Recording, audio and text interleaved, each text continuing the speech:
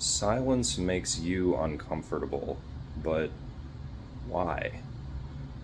Well, I think it has to do with the fact that nowadays we're all constantly stimulated and we're so hyper used to just having something going on all the time that as soon as that's taken away, silence feels so starkly different from that feeling of just constant stimulation that the brain starts panicking and it doesn't know what to do.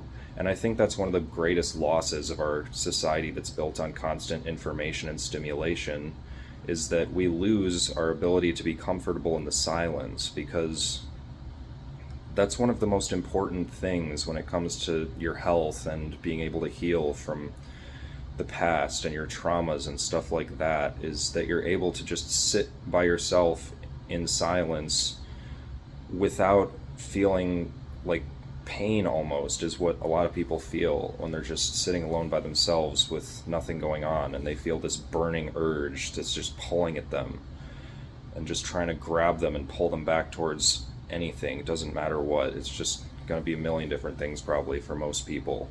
And we're all just going in every direction pretty much, being pulled every which way by every single thing we have the urge to do throughout the day, and all these different apps and all these different obligations and responsibilities that are only really there because we were driven to oblige ourselves to that the second we realized how pained we feel when things are silent, and we decided, well, having all these responsibilities is better than being stuck in the silence by myself with nothing pulling at me.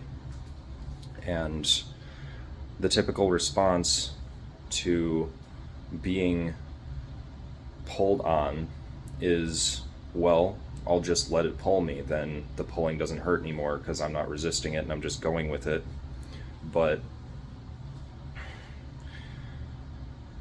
that's not that's not like I'm not saying that you shouldn't do that, but I am saying that it should also be possible for you to sit by yourself in silence without feeling that pulling anymore.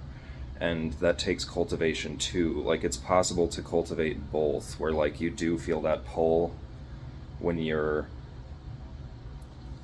when one of the things that you're obligated to do is pulling at you, and that you're just able to go with the flow and let that thing pull you and guide you through it until you've finished it.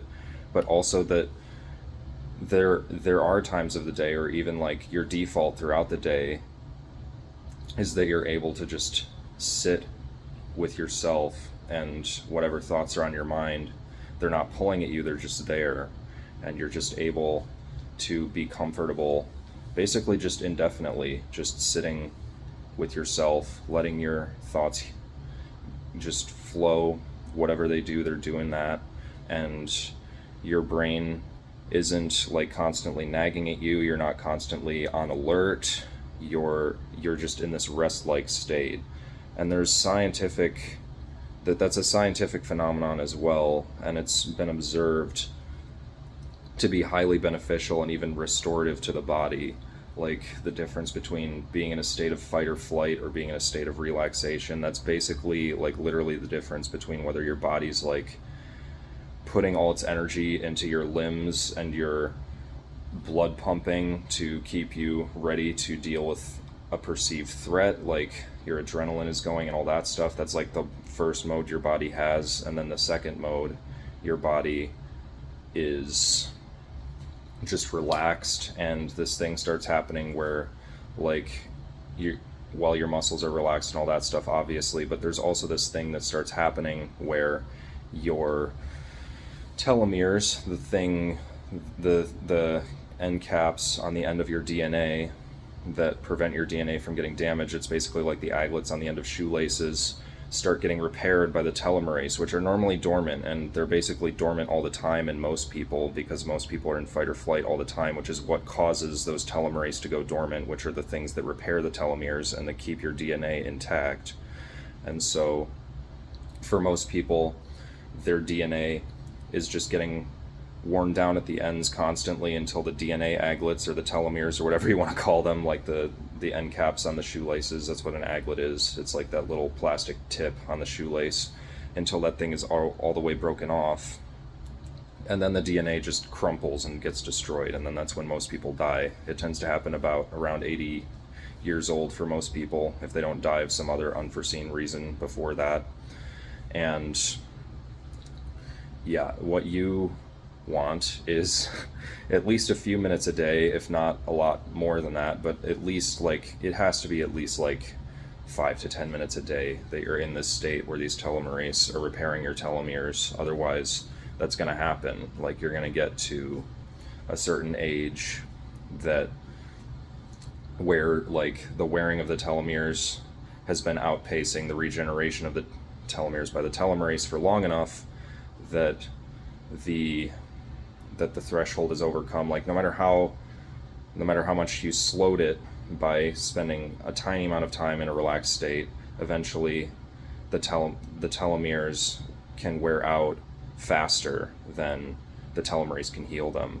And unless you keep the telomerase healing rate higher than the telomerase wear and tear rate, then your telomeres break, your DNA disintegrates, and you die. So the key is to just be able to sit by yourself in silence and enjoyment of that silence. Like, it's actually a very relieving thing. I have a personal story about this as well that I wanted to talk about in this video, where one of my favorite places in the world, or at least it has been, and it was at the time, is Mackinac Island in Michigan. I don't live in Michigan anymore, and I still go to Mackinac Island pretty much every year because it's just a really nice place.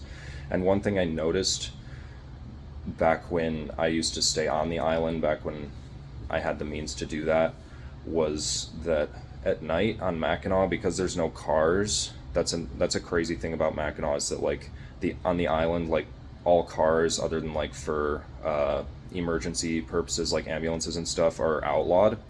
So it's just like bikes and horses on the island. It's really cool. And like what also happens is at night, like basically everybody just goes to bed. There's no like weird like super late night life or all these lights that come on at night. And I tried going outside of my hotel room at night onto like the balcony, and I just went outside, and most people probably wouldn't even notice this, and they just start instantly stressing out because they're like, nothing's happening, there's no noise, I feel so understimulated and blah blah blah. But I wasn't in that mindset at the time. I was in this mindset of like appreciativeness of silence, and it just instantly hit me. I was like, there's no noise. There's no noise here. I've never heard a place as silent as this. It was literally just like dead, just peaceful silence, like a little bit of nature noise or whatever, but that was it. And I was in like the middle of the residential area, and it was like the most relaxed I've ever been in my life. And I'm pretty sure my telomeres gained like 2 sizes that day, because I just like, I went to bed that night, I woke up feeling like better than I had in years. I was just like, oh my god, dude.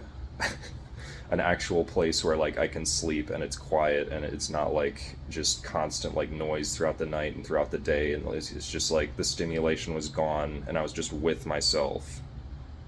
And just learning to appreciate those times, and not even learning to, but just thinking to yourself, I do appreciate those times, and realizing that you actually do once you're actually in those times and experiencing it, and it feels so relaxing as it does, and it's not just constantly like that you're getting pulled on or like having to go along with the things that are pulling on you, and you're just in that moment and it's relaxing and it's great. And as somebody who's had those moments many a time, I have to recommend that you do it, because there's just nothing else like it. There's no other feeling in the world that even comes close to like, there's nothing going on, and I've never been more relaxed in my life. And you can't appreciate that unless you decide that you do appreciate that, unless you let yourself realize that you do. Because what you'll come to realize is like, oh my god, this is so much more relaxing, and I'm so much more relaxed than I was when I was constantly getting pulled in every direction, every which way by constant things. Like, even if it's just like thoughts in your mind and it is quiet in the area you're at, if you're still getting mentally pulled on like internally by all these thoughts and things like that, then it's like silence doesn't exist for you. It's like you're in a constant state of torment almost. Like, I mean, I don't like to put it in terms like that, but it's literally like that. Like when you can't be alone with yourself and your thoughts, like that's the number one thing that causes illness, basically, is just like being constant. That's like the one thing that like 100% I should say that that's, instead of what I just said, I should say like that's the one thing that basically just guarantees that you will be ill, like that if you can't relax. And that's just how you do it. You learn to appreciate the silence. So yeah, I mean, and I'm saying like silence without anything going on in the background. Like no, like, oh, I've got just something that I know I need to do after this, or any of that stuff. Just none of that stuff. Just, it's all gone. You're just in a catatonic state, like it's a like you're in a like you've been in a anechoic chamber, or whatever those things are called, where your senses are deprived. You're like floating in the dark, and there's no sound, or it's sound insulated, and your feeling of touch is insulated too, because you're floating in like a soundproof, light-proof chamber full of water that your body floats in, and you can't feel anything because your body's floating either.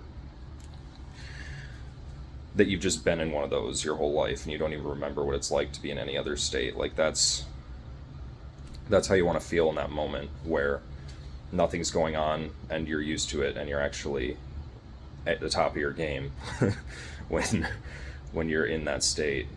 And that's just kind of what I like to imagine, is that like I'm in an anechoic chamber, and I have been my whole life.